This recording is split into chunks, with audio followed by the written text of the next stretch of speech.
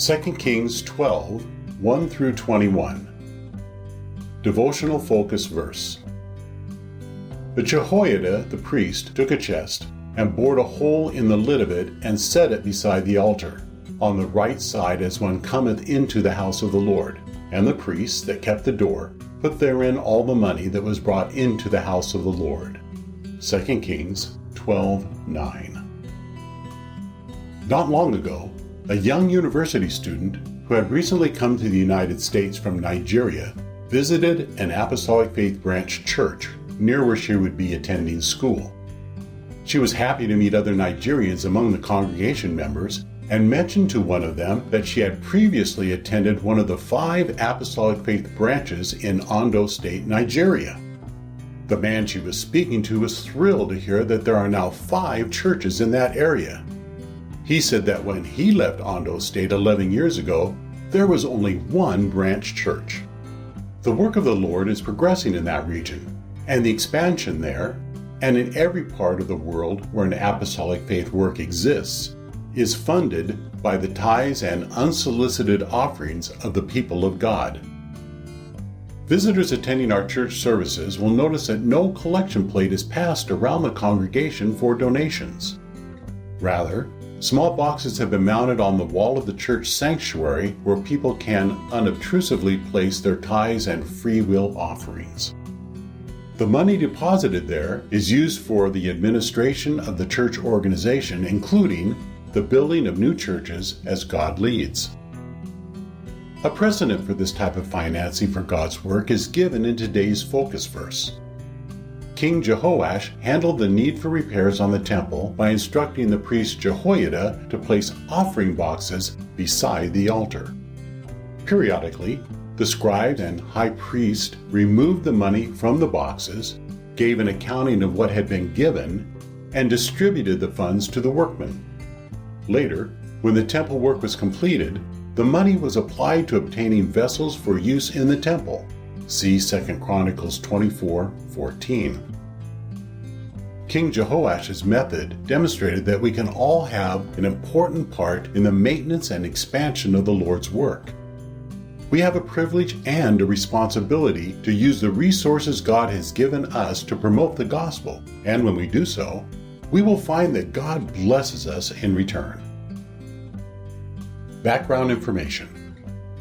This chapter gives a brief summary of the 40-year reign of King Joash, or Jehoash of Judah. After God miraculously spared his life by protecting him from the murderous designs of his grandmother, Athaliah, Joash assumed the throne at the age of 7.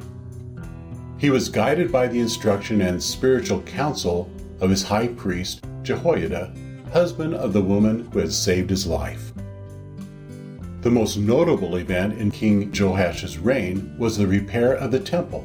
See verses 4 through 16.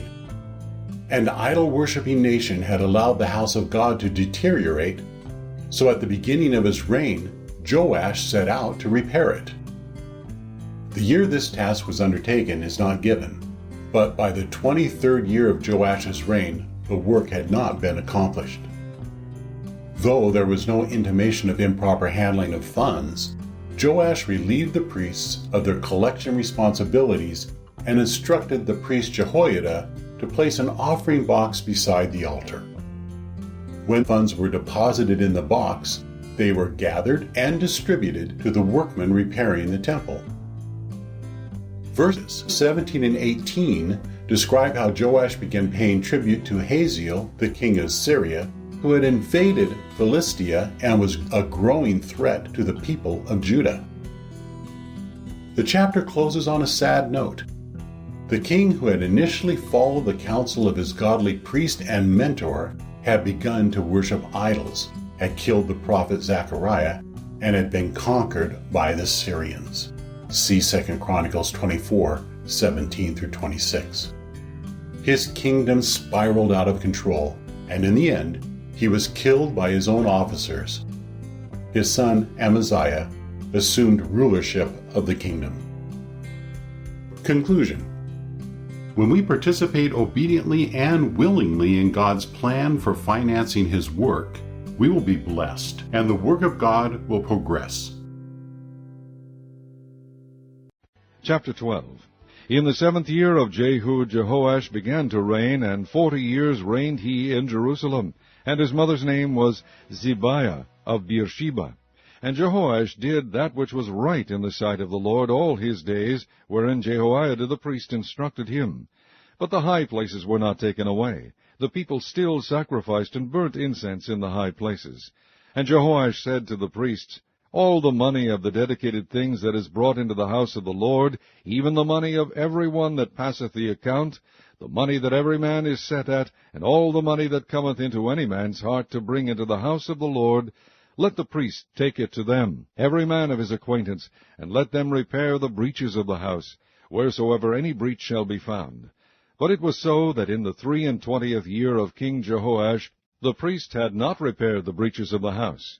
Then King Jehoash called for Jehoiada the priest, and the other priests, and said unto them, Why repair ye not the breaches of the house? Now therefore receive no more money of your acquaintance, but deliver it for the breaches of the house. And the priests consented to receive no more money of the people, neither to repair the breaches of the house. But Jehoiada the priest took a chest, and bored a hole in the lid of it, and set it beside the altar, on the right side as one cometh into the house of the Lord. And the priest that kept the door put therein all the money that was brought into the house of the Lord. And it was so, when they saw that there was much money in the chest, that the king's scribe and the high priest came up, and they put up in bags, and told the money that was found in the house of the Lord. And they gave the money, being told, into the hands of them that did the work, that had the oversight of the house of the Lord. And they laid it out to the carpenters and builders that wrought upon the house of the Lord, and to masons and hewers of stone, and to buy timber and hewed stone to repair the breaches of the house of the Lord, and for all that was laid out for the house to repair it. Howbeit there was not made for the house of the Lord bowls of silver, snuffers, basins, trumpets, any vessels of gold or vessels of silver, of the money that was brought into the house of the Lord. Moreover, they reckoned not with the men, into whose hand they delivered the money to be bestowed on workmen, for they dealt faithfully. The trespass money and sin money was not brought into the house of the Lord, it was the priests. Then Hazael king of Syria went up and fought against Gath, and took it, and Hazael set his face to go up to Jerusalem.